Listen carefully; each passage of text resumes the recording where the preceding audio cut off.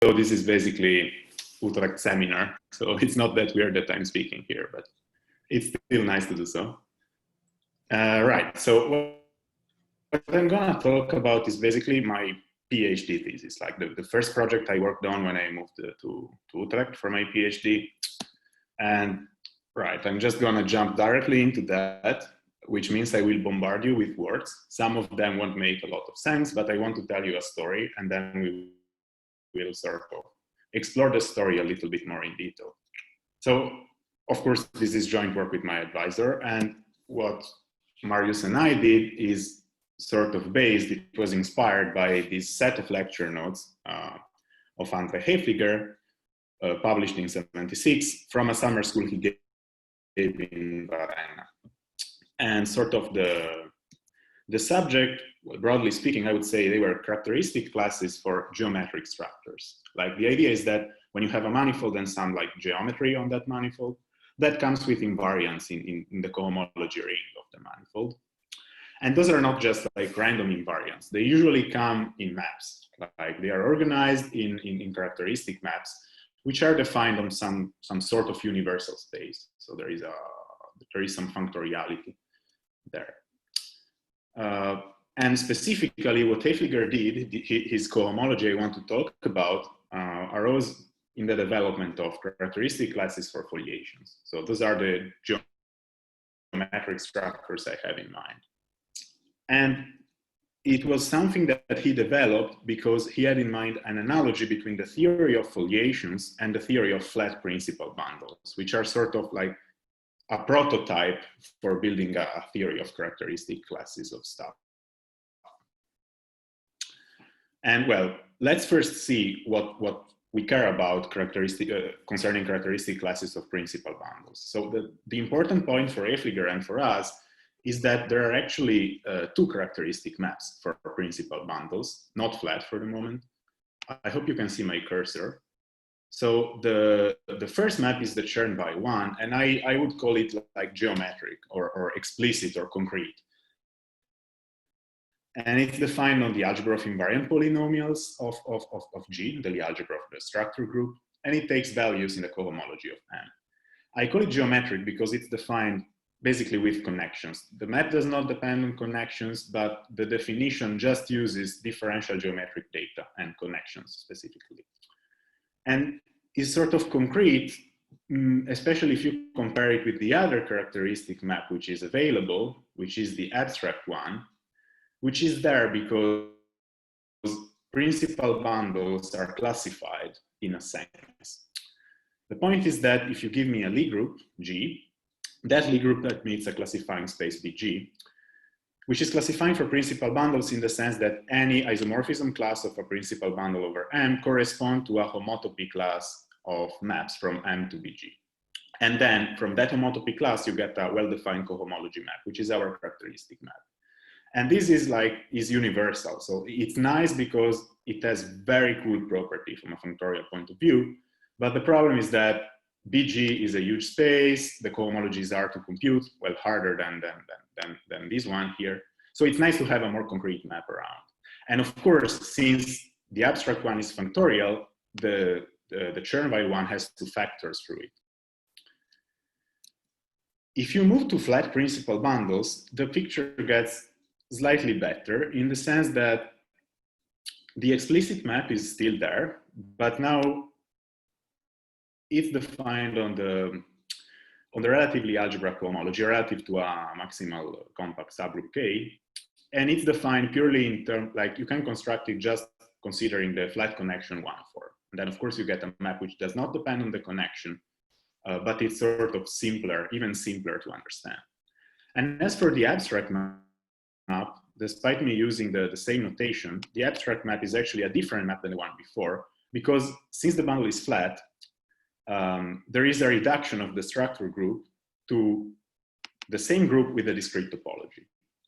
And then here you can start from the cohomology of the classifying space of G with the discrete topology, which has like, it can be computed by group cohomology, which I denote by H star G delta.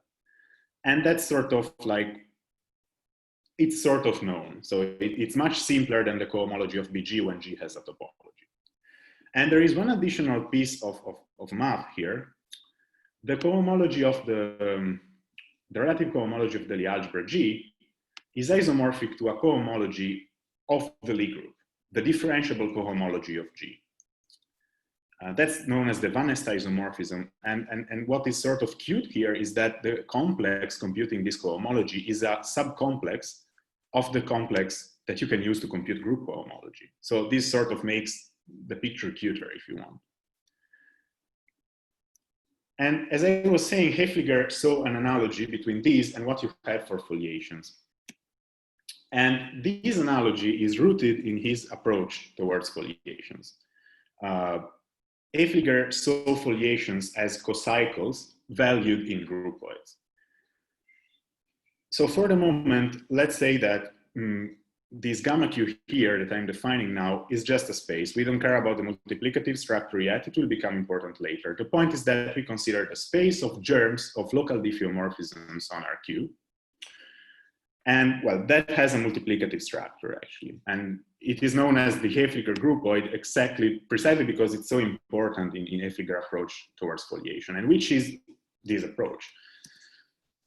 What he realized is that if you give me a foliation and you take charts, foliated charts, so charts where the foliation looks like fibers of some submersion, and you project sort of in the normal direction to the foliation, what you discover are essentially maps valued in this set of germs of diffeomorphisms, which satisfies some properties, the so-called cocycle conditions. And there, really, you see the same picture you see for principal bundle when you redefine them as cocycles valued in Lie groups. So the punchline here is foliations for Haefliger are cocycles valued in groupoids. And that's where like the bridge between foliation and principal bundles is built. And furthermore, when Haefliger wrote his notes, there was already a lot of stuff available on characteristic classes of foliations. And the picture indeed looks completely similar to the one you have for principal bundles. There's a geometric map, which is defined from a relative Lie algebra cohomology that will come back later on. It's the algebra is the Lie algebra of formal vector fields. And then there is an abstract one. And actually the abstract one is there precisely because there is such a thing as the Haefliger approach to foliations. You can see foliations as cocycles. And for that reason, you see that you can construct a classifying space for foliations and everything goes exactly as before. So you have this geometric map as in Flesch by theory, and you have this abstract map built via classifying spaces. And you even have sort of a generalization of group cohomology. You had several models for the cohomology of the classifying space of gamma q. Of course, the picture is a bit more complicated, but one possible approach is through the Bott-Schulman double complex. We will quickly review that. And then there is a second approach, which is which is closer to the group cohomology one. It's closer to a generalization of group cohomology. And that works like, it's sort of a hybrid between Schiff cohomology and Barth hypersolution, so group-like cohomology, essentially. Right. So since, like you can see, foliations as cocycles, there is this close resemblance between the two theory of characteristic classes, at least what was available when Haefliger wrote his notes. One could ask oneself, okay, can I generalize the Van Est isomorphism? Is there like a differentiable complex for gamma q? And does it come with a Van Est isomorphism to this Gelfand-Fuchs, to this relatively algebra cohomology, which is called Gelfand-Fuchs cohomology. That's why I said a name I was not supposed to say. And one could also ask oneself whether this happens because there is some flat connection around, as it happens for flat principal bundles. So what Haefliger does in his notes is exactly this. He constructs a differentiable complex for gamma q. He proves a Van Est type of isomorphism. So he generalizes the picture you have for flat principal bundles. But the way in which he does it didn't receive much attention. And I think the reason is that the structure behind the definition is not clear at all. At least it was not clear to me. And moreover, most of the ingredients looks more general than gamma Q, but the definition is there only for gamma Q, and it's not immediately clear how to sort of generalize it. So what I wanted to do today and what we did with Marius was clarifying what Haefliger does and sort of build a framework where we think it fits nicely. And that's what I would like to explain today. So the concept between Haefliger's construction and like this framework that we constructed for it. And so I would like to start slow, just to be sure that we're all on the same page. So I will introduce sort of a toolbox for doing what we want to do. Probably most of the audience is familiar with groupoids, but let's at least sort of fix the notation. So as we know, a groupoid is a category, a small category where all the arrows are invertible. So a small category means that everything is a set. I have a space of morphisms, which I call space of arrows. That's a set. I denote it gamma. I have a space of space of objects, which I call units, and I denote it by X. That's a set as well. And since a groupoid is a category, arrows start from objects and end in objects. So we have a source and a target map. And there is also a unit section, essentially because to each object there is an identity morphism attached, so you can see the space of units as a subset of the space of objects, of arrows, sorry. And then of course it's a category, so you have a composition operation, which I will call multiplication. And since all the arrows are invertible, you have an inversion. The kind of groupoid we will consider are smooth groupoids. They are Lie groupoids. What I mean by that is the obvious thing. Everything is a smooth manifold. Everything is a smooth map. The operations are all smooth. And furthermore, you ask the source and the target to be submersions. What is important is that they admit local sections. That's a property you use several times. So in Haefliger construction, the groupoids that have capital importance are étal groupoids. So those groupoids for which source and target are étal maps, local diffeomorphisms. And Haefliger groupoid is a particular instance of like a canonical groupoid that you can attach to any smooth manifold. It's the groupoid of germs of local diffeomorphisms of the manifold. If you give that the germ topology, that's an étal groupoid. And if your axes are Q, that is gamma Q, the Haefliger groupoid we briefly saw before. Now, groupoids have spatial sections, which are bisections. They are sections of the source map, such that they become diffeomorphisms when you post-compose with the target. And for étal groupoids, since source and target are invertible locally, then each element corresponds to a unique bisection. And then by definition of bisection, each element induces a local diffeomorphisms of the unit space, which means that there is a functor from your étal groupoid to the groupoid gamma X that we defined before. And the groupoid is called effective if this functor is faithful. So two different points in gamma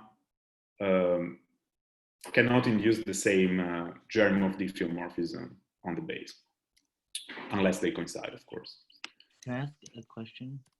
Of course. Is this Haefliger groupoid very big, like uncountably many? It is very big. I mean, you're taking germs of all possible local diffeomorphisms of X. So it's very big, and more than how big it is, I don't know if it's uncountable, I think so, but I don't know. More than how big it is, the problem is that it's not Hausdorff. That's something that you have to deal with. Like the space of arrows is not Hausdorff at all with this topology.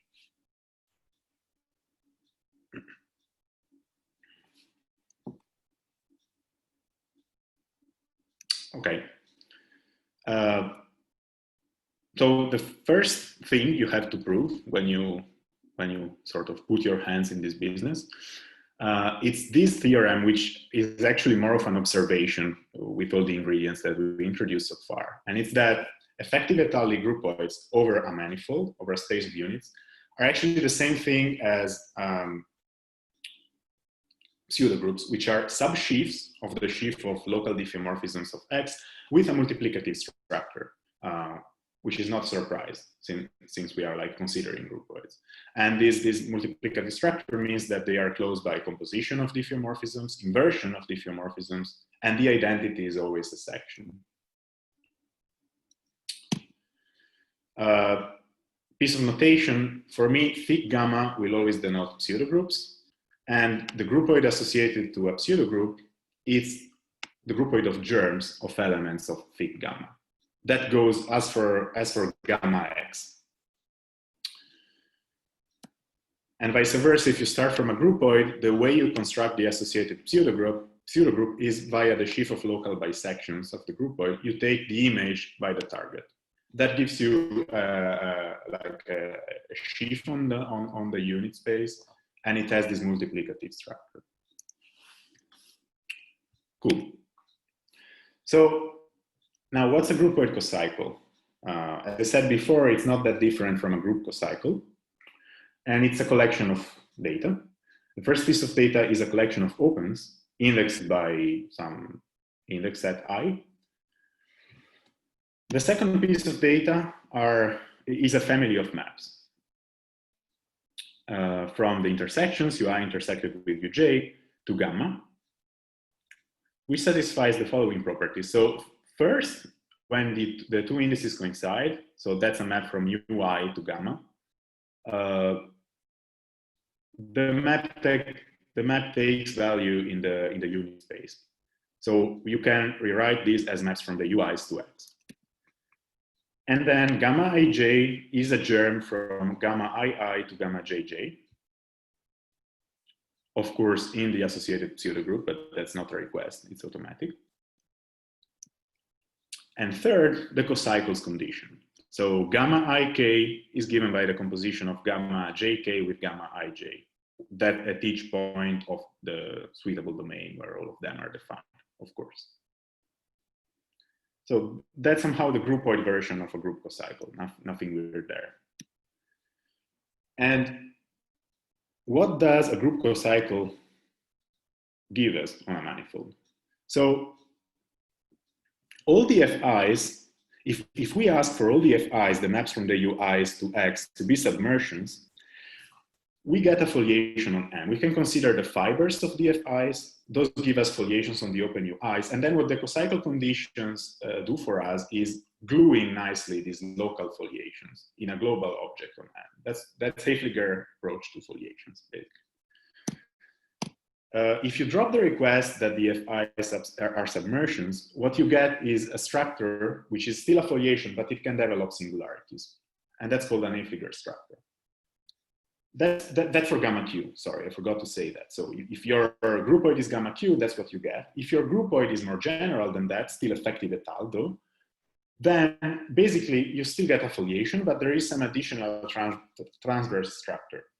The punchline is that the local symmetries of this structure are controlled by the associated pseudogroup. Just think of a foliation who has a leaf space, and on the leaf space there is some geometry, like there is a symplectic structure, for example. That's a gamma foliation, where gamma will be the groupoid controlling like symmetries of symplectic or of some symplectic manifold. And if you have singularities, you call these type of structures Haefliger gamma structures. Can I ask a question? Yes. If the FI has kind of I mean, it could be, for example, just constant, and then the foliation would not be codimension Q. Is that allowed? Like if F is not generically full rank, then the sorry, maybe I phrased these not perfectly, but you need the FIs to be submersions to get a foliation, like the codimension Q foliations. That gives you, for gamma Q, it gives you a codimension Q foliation on M. If they do not have maximal rank, like the rank can be whatever, what you get is still sort of a foliation, but it's singular. You can have like singularities of various kind. But like you could just have it always being having a constant rank, which is lower, and then it would not be a singular, but it would have a different codimension. I'm not sure I understand. Sorry. Like if fi always landed in some smaller dimensional subspace. So if it was always a surjection onto some smaller subspace of RQ, then it would define a smooth foliation. Okay, I see. You probably want me to add surjective above. That's what. Well, I mean, I'm just asking about the Haefliger structure. Like it could be. Okay. Yeah. Maybe that's true. I'm not sure. I have an answer for you right now. Luca, I think may so. say. Yeah. Sorry. No, sorry. No, I mean, I think like maybe the answer, right, is like, I mean, the Haefliger structure is a foliation, but it's a foliation on a bundle over your original manifold. And what is singular, sort of, its restriction to the zero section. So in this case, you still get a foliation. It's just in a bigger space. Yeah, but I think he was asking something else, though. I think that addresses what he wants. Alvaro, and before that, Alvaro and Luca, I mean, can one, if you have a Haefliger structure, don't you get a partition of your manifolds into subsets? I mean, according to the rank of the FIs.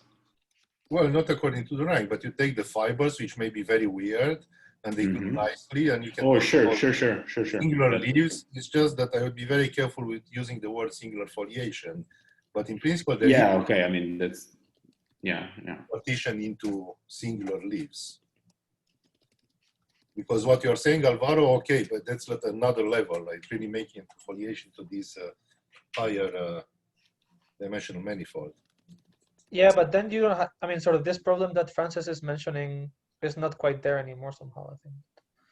Well, okay, it doesn't matter. Okay, fair enough.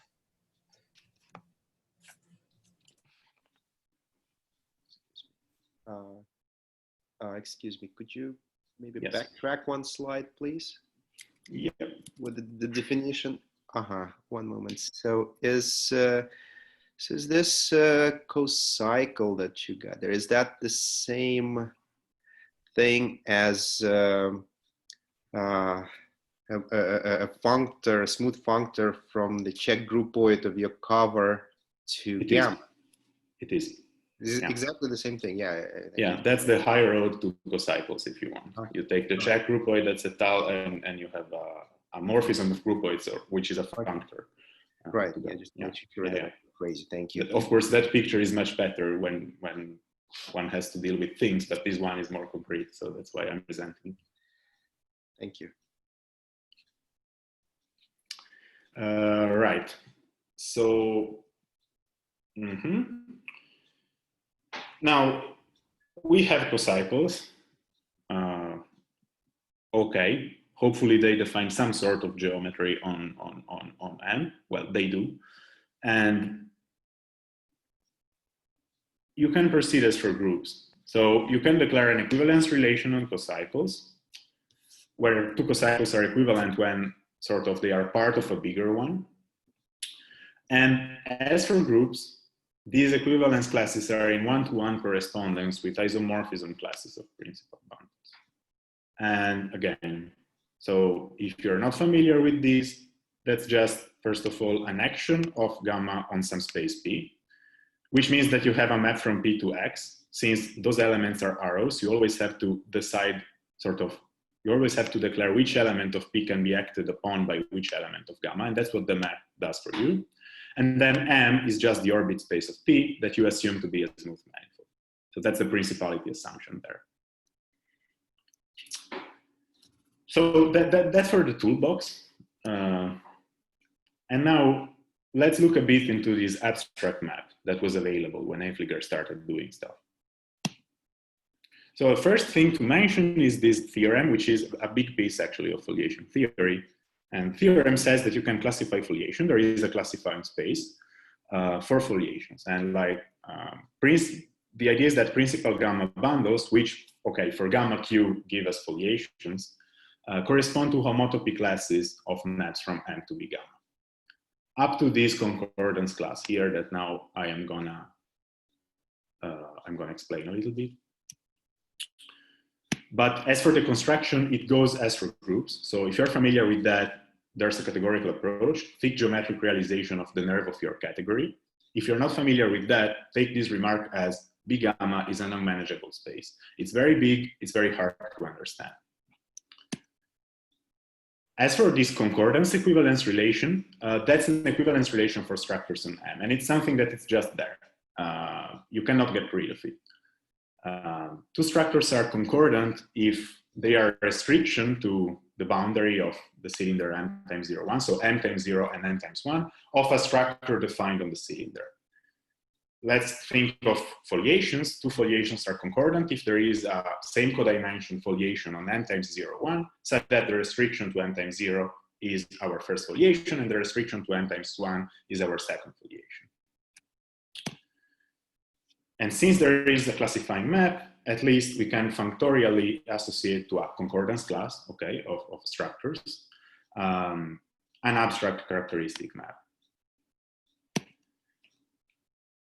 Now, what is missing, if you compare this with the flat principal bundle pictures, is that for the flat principal bundle pictures, BG delta can be hard to understand. Well, it's not that much in the discrete group case, but it can be hard to understand. But for its cohomology, you have an explicit model, group cohomology. So can you do something similar here? You can, of course, it's not as simple, but you can. And that's groupoid cohomology. Sorry, could I ask again about this question about surjectivity? But yep. For these principal gamma bundles that correspond to foliations, which ones correspond to actual foliations? Yep, so let me go back here. I forgot to say that. You get foliations, you get these surjective submersions Fi's when mu is a surjective submersion. So that's basically the condition there. If the moment map is submersive, then you get foliations. Yeah. So is this, like, I could phrase this in some like category of smooth stacks as a map from M to X mod gamma, and then the foliations are the ones that come from the submersions to this X mod possibly. Gamma? I'm totally not an expert. I'm sorry, but possibly, yeah. I'm not a stacky person. I'm really sorry. Okay. But probably you can. I mean, people do this type of thing. So I think there's something like that. Or, yeah. I think it's a map from M to X mod gamma, smooth. Okay. Thanks, Marius. But still about this, about the previous question, Francis. Yes. Mu has to be a surjective submersion, but still, how does that reflect on the classifying map from M to B gamma? Is there anything we can say about the classifying map? If it comes from our true foliations, I don't even know what kind of extra information do we have. Yeah, I have no idea as well. You're wondering about that, Francis, right? Yeah, but I think maybe you can say it as a map of stacks. It has to be a submersion. That you can say. That's much better. Yeah. Okay. So can I just add something? Yes. So this map mu, you could ask for it to be transversal to the orbits of. I mean, if gamma is not, say it's not transitive. Then you could just have a transversality condition between mu and the orbits and still get things which will not be regular foliations, obviously, but I guess you would get things which are smooth partitions of them into some manifolds or some kind of cyclic foliation or something. You mean if mu is transverse to the orbits of gamma, assuming gamma is not transitive? That's the situation you're looking at. Maybe, yeah, probably. Okay. Because you still probably get something like a smooth partition in some sense. I don't know if I would call that a partition. I should check it, honestly. A good example of that, if you take any pseudogroup and you just add some extra dimensions, but without adding any group any diffeomorphism, like taking gamma q times identity acting on rq times rp. And then a gamma structure in that case, yeah, it will not be a foliation. Your groupoid is not, your pseudogroup is not Haefliger 1. But of course, it defines a foliation times r times an extra dimension. So it have gammas which just induce trivially a smooth, nice foliation in some sense, in a cheap way. Yeah, okay. Even though the Fi's are not submersive. I see.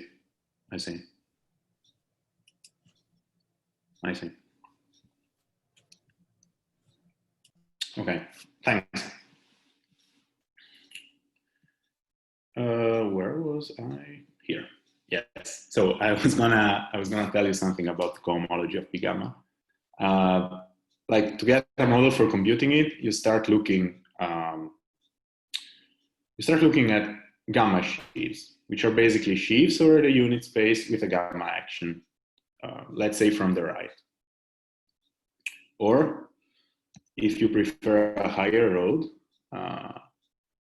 which is closer to what you do for ordinary sheaves, you try to look for a functor. Let's say a functor from some category to the category of abelian groups, contravariant. Now for ordinary sheaf, the category on the left is the lattice of opens of X. And here you look for a refinement, which somehow sees the groupoid structure. So the objects are the same, are opens of X, but for the arrows, you consider bisections. Like, so sections of, bisections of gamma, such that when you post-compose with the target, if you start at U, you end up in B. That's a morphism from U to B. And those are an abelian category. That was known to Haefliger already. And now you can define a groupoid cohomology with coefficients as the right functor of the functor of like invariant sections of the gamma sheaf S, which means that you take an injective resolution by gamma sheaves, you take the complex of invariant sections, gamma invariant sections, and then you take the cohomology of that. That's not an easy task, because what is an injective gamma invariant sheaf? Well, to me, I am a very concrete person, that's not clear though. But this gives you something that computes the cohomology of the gamma with suitable coefficients. And if we stick to R, which is a gamma sheaf with a trivial action, then you get just the cohomology of B gamma with real coefficients. So that's good. We're happy with that, except that this is not so easy to compute because in injective gamma sheaves, they are complicated beasts. And to make the picture slightly simpler, you start looking at the nerve of gamma, which I said before is also involved in the construction of the classifying space. The idea is that this is a simplicial manifold that you can attach to gamma. And that means that there's a sequence of manifolds, which are just the spaces of composable strings in your groupoid. And those manifolds are related by maps, which we call phase maps. They satisfy a bunch of identities, these simplicial identities. The identities are not important. I care about something else. If now I take a gamma sheaf and I take sections of the pullback sheaf to the space of P strings, say that the map is the target of the first element, then I get a complex. There's a differential there, which is called groupoid differential. Well, that's defined basically exactly via the phase maps. It's a suitable combination of maps induced by the DIs. But it's there, it's a complex that you have there. And now Haefliger idea was that to get a more hands-on model for the cohomology of B gamma, you could try to take a resolution of S by gamma sheaves, which are not injective as gamma sheaves, but they still behave well in some sense. And then you could try to combine that with this complex to get a double complex. And that plan works. And we try to make it work with some sheaves we know pretty well. Sheaves of differential forms on the base. Those are always gamma sheaves because the groupoid is a tau. So like each point corresponds to a bisection that gives me a diffeomorphism, like a local diffeomorphism of the base I can act by pullback. And again, since it's a tau, these like space of sections of the pullback sheaf are just Q differential forms on gamma p. And now, well, there's a clear candidate for a double complex here.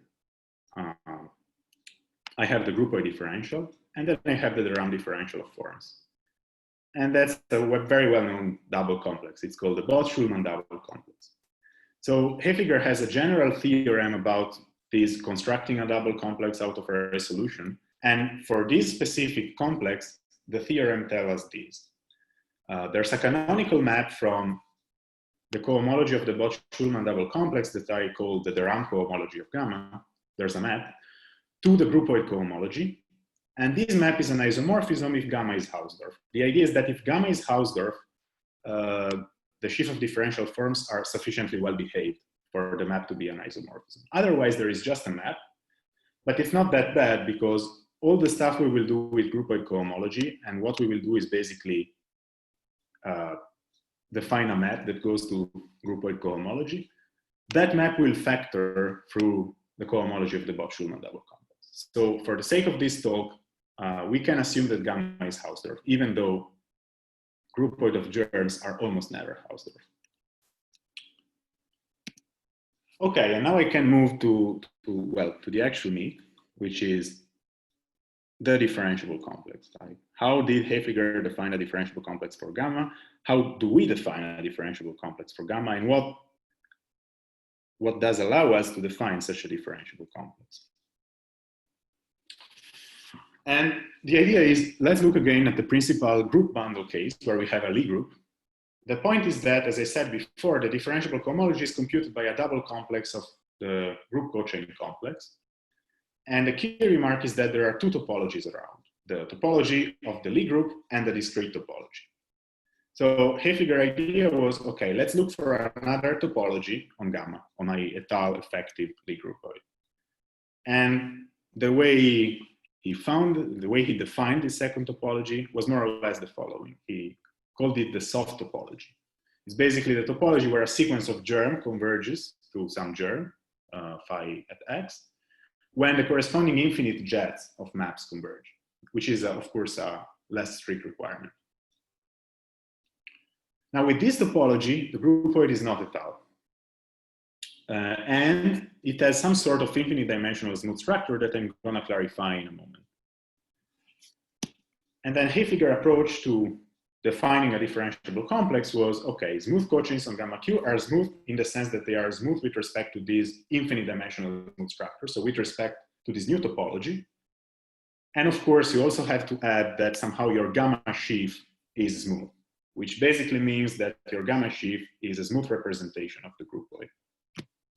So sheaf of sections of a vector bundle with a gamma action, which is linear.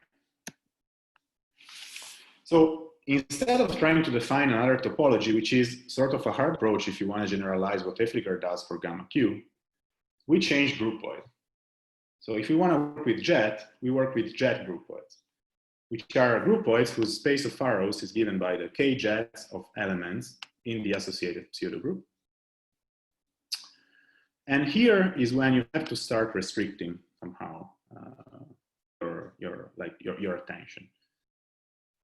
These jet groupoids come organized into a tower. There are obvious projections between them. And we assume that all these jet groupoids are Lie groupoids. All these maps are surjective submersions. And the limit of the tower is in bijection with the infinite jet groupoid. Now, if that happens, we call phi gamma a Lie pseudogroup. We have to restrict to groupoids that have an associated pseudogroup, which is Lie. So you could also adopt this different definition. Phi gamma is a Lie pseudogroup if J infinity of gamma is a profinite dimensional smooth manifold. I'm not gonna spend a lot of time here because I don't think it's like important for at least grasping the main concepts behind the whole construction, but let me just say that profinite dimensional manifolds are exactly these, limits of towers of manifolds. And they are nice infinite dimensional manifolds because the basics of differential geometry are easy to generalize. For example, you want to define differential forms. take the limits of the algebra of forms on the JK gammas. And that gives you the classical, like the classical Cartan calculus, you can generalize it immediately. Once you prescribe these, it's really straightforward. One remark which is important to keep in mind is that the natural map that you have from like germs of phi gamma, so your groupoid, your effective état groupoid, to J infinity of gamma, which just take a germ and assign the corresponding jet, is a smooth map. And now we can proceed to define this differentiable complex. So we would like something that maps, give us a cohomology that maps to groupoid cohomology. So let's try to map to the Bott-Schulman double complex. Now, smoothness for a cochain, as I said before, will make sense when the gamma sheaf of coefficients is a representation of the groupoid, a smooth representation. And now, a smooth groupoid cochain is more or less this. It's a cochain with coefficients in the representation, which factors through J infinity of gamma. So it's a composition, and on the left you have a cochain from J infinity of gamma to T star of E, which is smooth with respect to the smooth structure on J infinity of gamma. And now the differentiable cohomology is the cohomology of the simple complex associated to this double complex. So smooth section, differentiable sections on gamma with coefficients in the sheaves, in the exterior power sheaves of the cotangent bundle. This is clearly a subcomplex of the Bott-Schulman double complex, except that it's not, because I didn't tell you which are the differentials yet. And I didn't tell you which are the differentials and whether, yes. What is the simple complex associated to a double complex? Well, you have your double complex. So the double complex will be supported by the direct sum of elements in the diagonal of your double complex. And the differential is the sum of the horizontal differential with the vertical one, with suitable signs, because you want so the total complex. Yeah, sorry, the total complex. Okay. Yes, okay. yes, sorry.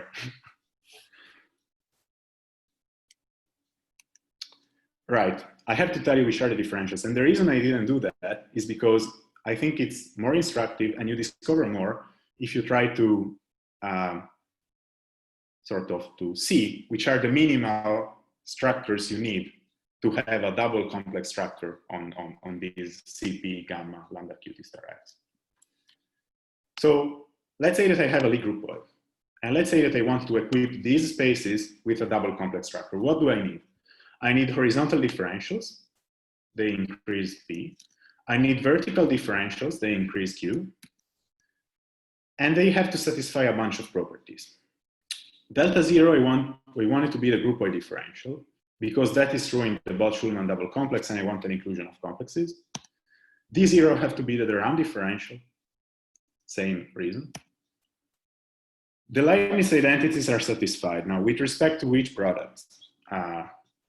Well, if you think a bit about that, on these spaces, you have two products, one in the horizontal direction, one in the vertical direction. In the vertical direction, you have the wedge product of forms, basically, because of the coefficients we choose. And in the P direction, you have the cup product, which is, well, it's a product that it's there when you consider groupoid cochains. And since the Bott-Schulman double complex satisfies, well, the differential satisfies these Leibniz identities, we want our complex to satisfy them as well. And then, of course, we want delta star and D star to be compatible in the sense that we get a double complex. And what do we discover? Well, first of all, horizontal differentials, they are exactly equivalent to assigning representations of sigma on the lambda q t star x. And that's sort of known. We saw before, I said before, that if we have a gamma sheaf, we get a groupoid differential. So one direction I even already mentioned. And the other differential is, the other direction, sorry, is also true. And this is actually true for any like vector bundle. You don't have to use exterior powers of the cotangent bundle. And as for vertical differentials, what you discover are connections. You have, to have them, it's necessary and sufficient that you assign one connection on each sigma p. One Ehresmann connection on each sigma p with respect to like the projection via the target of the first element. And that is also sort of a standard lemma in differential geometry. Like, what you have to realize is that these spaces are the spaces of horizontal forms on sigma p. And then having this type of operators is exactly the same as having a flat connection. Flatness corresponds to the differential squaring to 0, of course. So now we have a lot of representations, a lot of connections, but we still have to impose stuff. And if we impose the Leibniz identities, what we see is that there is actually only one representation and only one connection.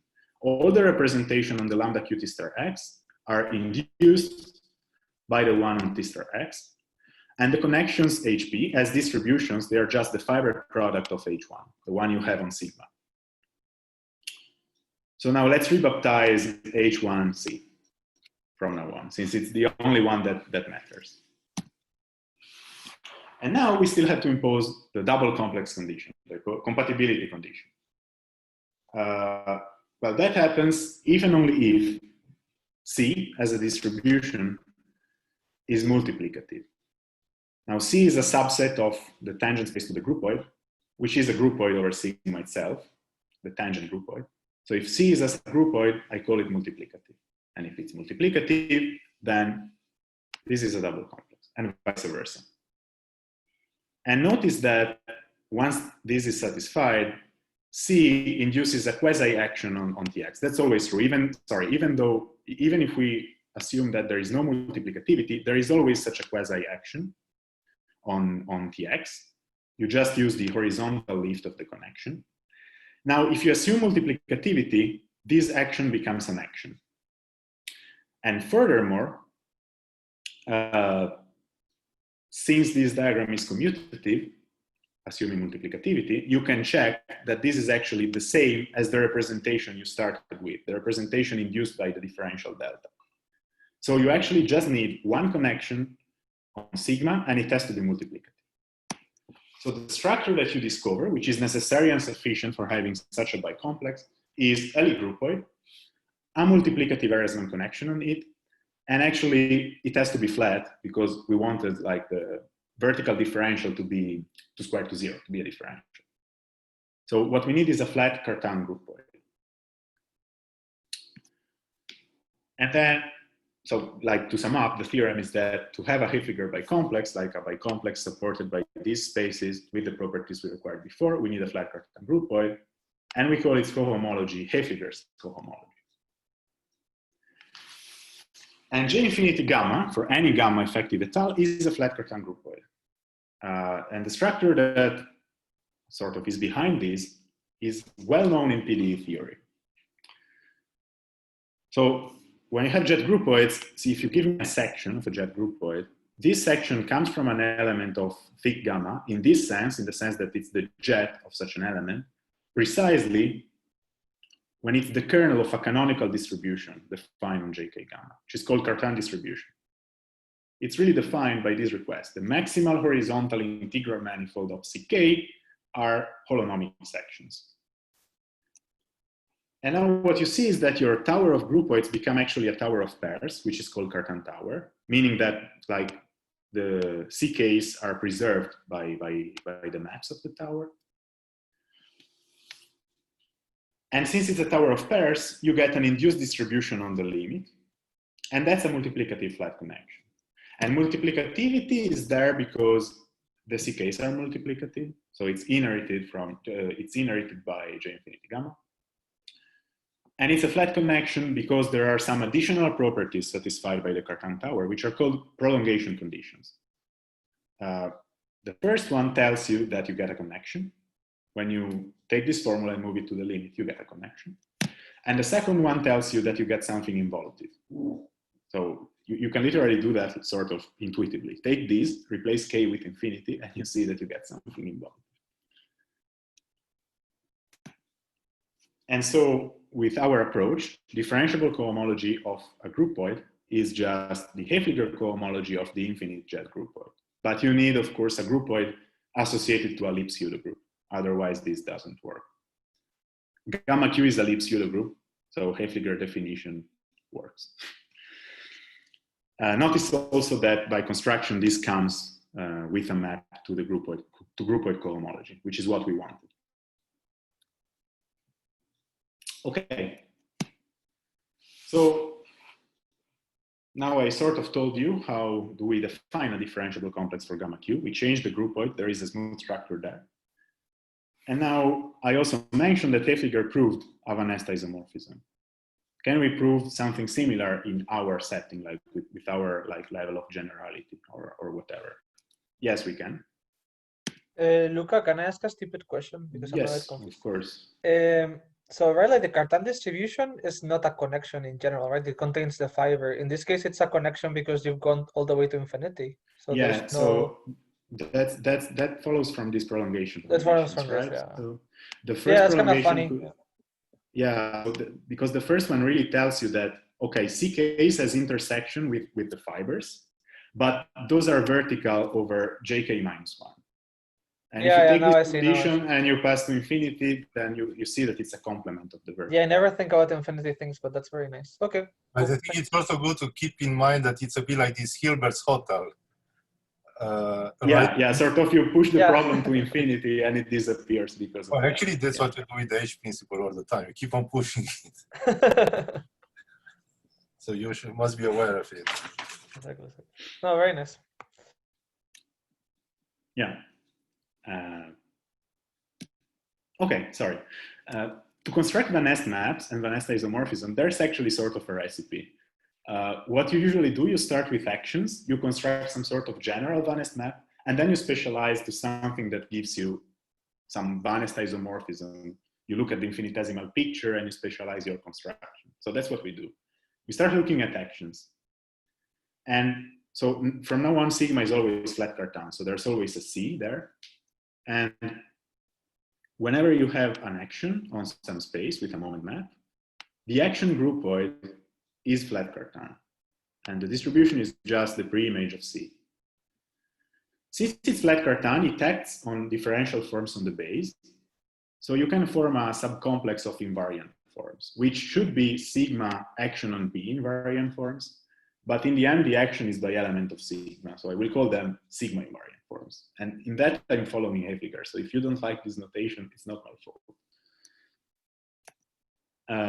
And then the theorem is that whenever you have such an action, which is proper, if you prefer the definition with groupoids, that means that the action groupoid is a proper groupoid. Then you have a natural map from Haefliger cohomology to the cohomology of the complex of sigma invariant forms. And of course, as usual, the topology of mu controls a bit the behavior of the map. So for example, if mu is a submersion and it has contractible fibers, then you get an isomorphism. Now, may I ask? Yes. Question. Yes, if the groupoid is not proper, there isn't even a map? If the groupoid is not proper, well, you see, the problem is that if the groupoid is not proper, I can map the Haefliger cohomology of this groupoid to the Haefliger cohomology of this groupoid.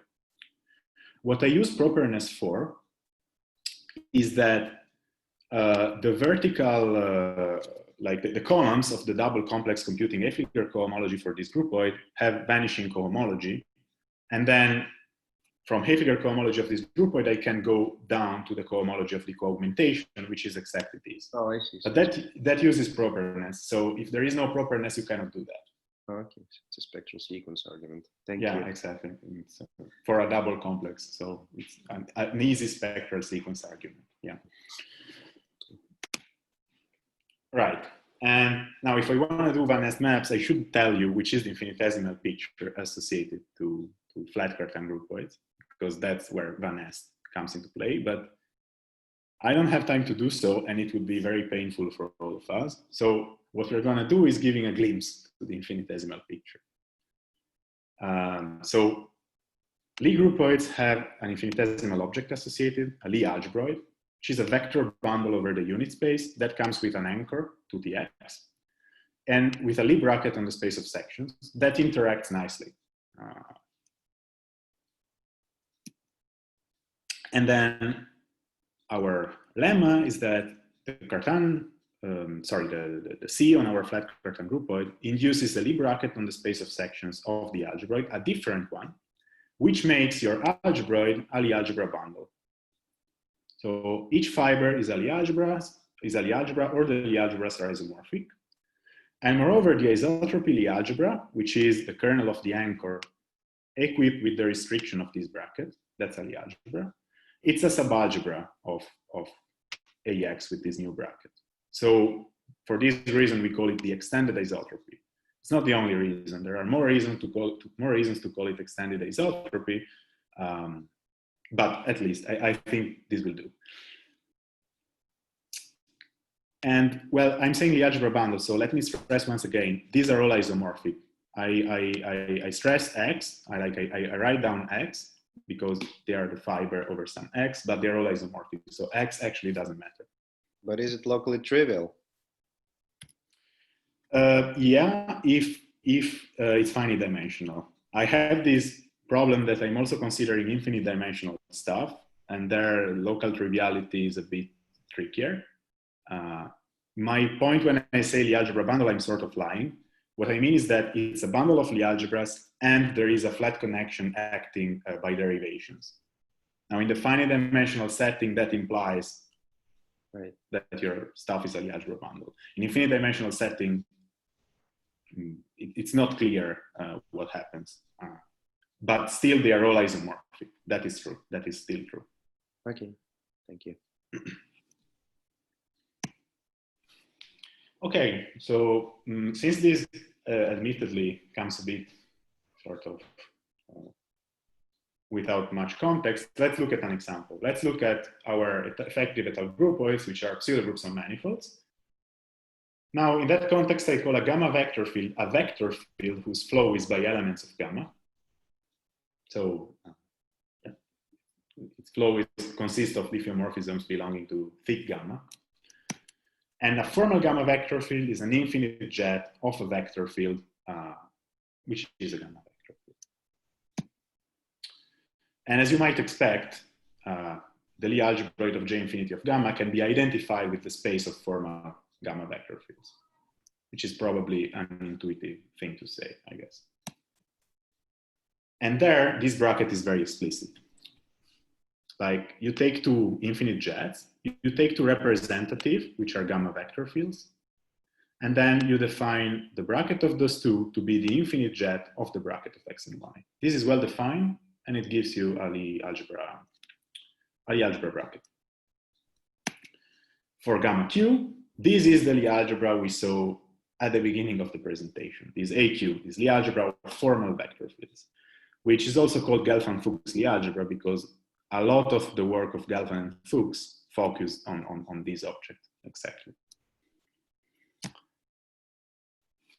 And now we have our Van Est isomorphism. If our groupoid is transitive, then there is a natural isomorphism from Haefliger cohomology to the relative Lie algebra cohomologies of the extended isotropy, relative to a subgroup that makes a subgroup such that the isotropy modded out by K is a contractible space.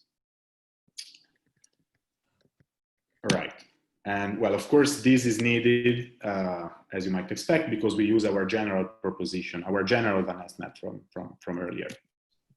So the first thing you notice is that the source fiber is a gamma space, and mu is the target, which is a surjective submersion, since we are doing transitive stuff. You have our map from before. And then what you prove is that the Lie algebra of vector fields on the S fiber, which are sigma invariant, is isomorphic to the extended isotropy. That induces an isomorphism at the Lie algebra cohomology level. And then, of course, to get to this statement,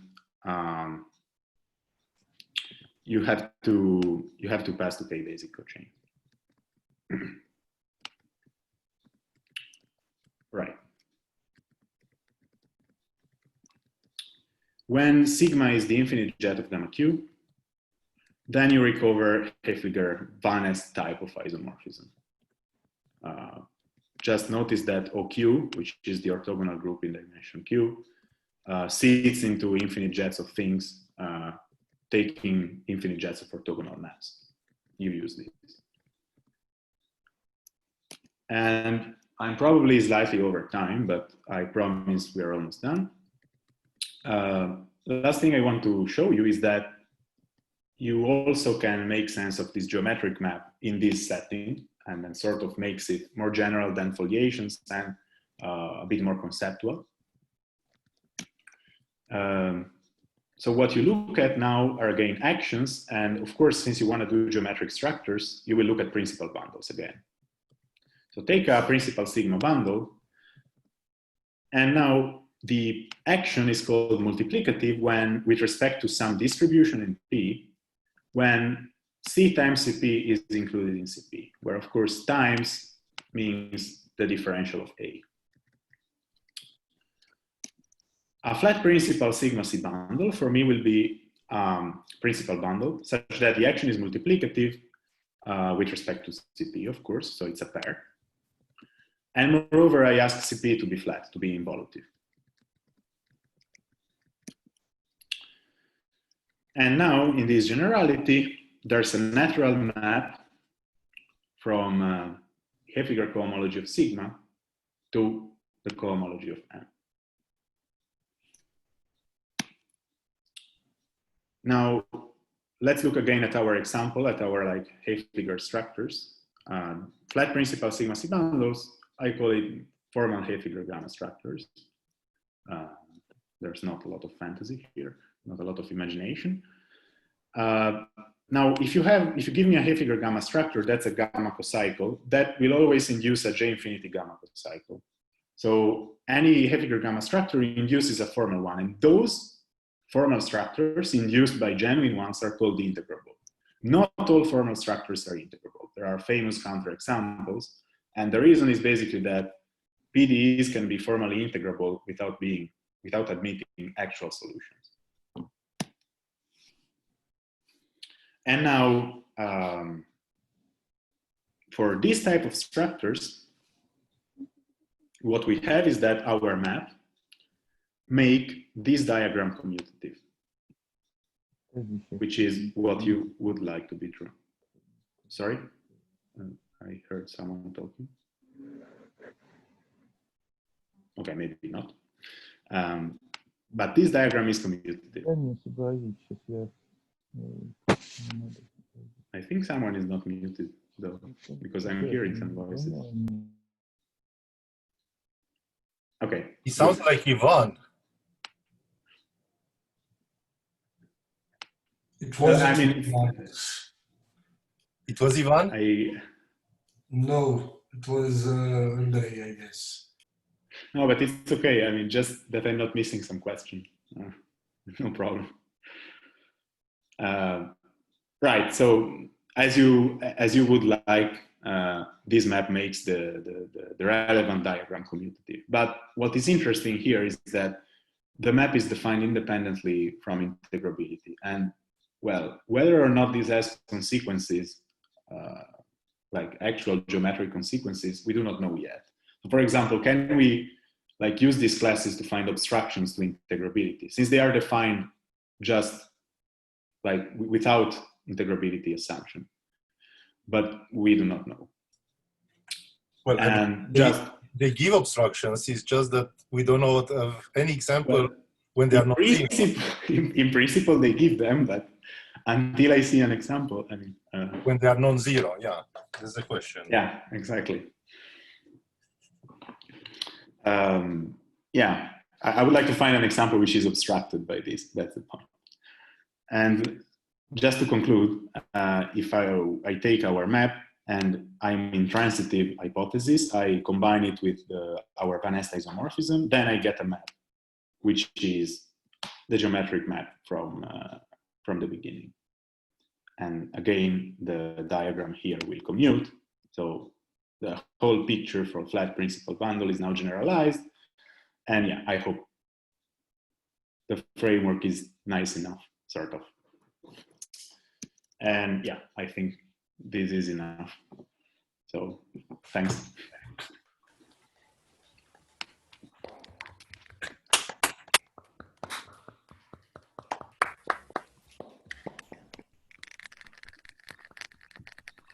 Are there any questions?